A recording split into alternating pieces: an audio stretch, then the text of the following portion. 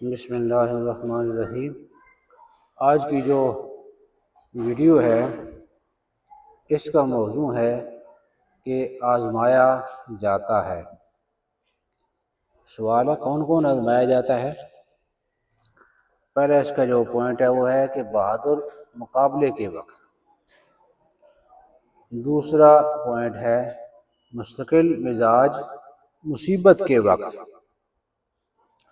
تیسرا اس کا پوائنٹ ہے امانت دار مفلسی کے وقت، یعنی غربت کے وقت۔ چوتھا پوائنٹ ہے عورت کی محبت کو فاقہ کے وقت۔ پانچواں پوائنٹ ہے دوست ضرورت کے وقت۔ چھٹا پوائنٹ ہے شریف معاملہ ٹوٹنے کے وقت۔ اور ساتواں پوائنٹ ہے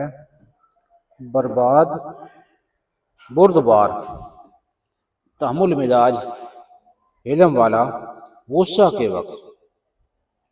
تو اس ویڈیو کے 7 پوائنٹ ہیں جو کہ بہت ہی مختصر ہیں، لیکن کیا کہتے ہیں، جیسے انگریزی میں کہتے ہیں to put in a nut shell, یہ دریا کو کوزے میں بند کرنا۔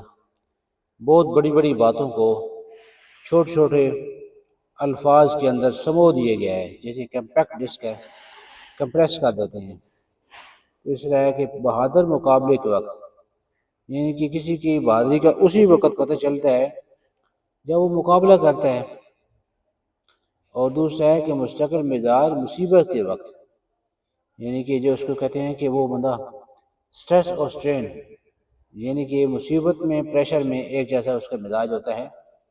تو جس بندے پر مصیبت آتی ہے، تکلیف آتی ہے، پھر بندہ چلتا ہے کہ مستقل مزاج کتنا ہے، کتنا وہ حوصلے والا ہے، کتنا وہ صبر والا ہے۔ تیسرا پوائنٹ ہے امانت دار مفلسی کے وقت۔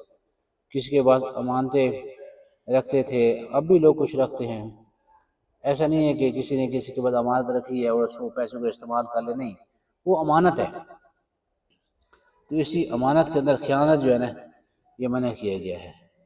اور جو امانت رکھنے والا بندہ ہو، جس کے پاس امانت رکھی جاتی ہے، جو امانت دار ہے، امین ہے، اس کا پتہ چلتا ہے کہ جب وہ خود غریب ہو جاتا ہے، پھر پتہ چلتا ہے کہ وہ امانت والے پیسے کو استعمال کرتا ہے یا امانت والی چیز کو بطور امانت رکھتا ہے۔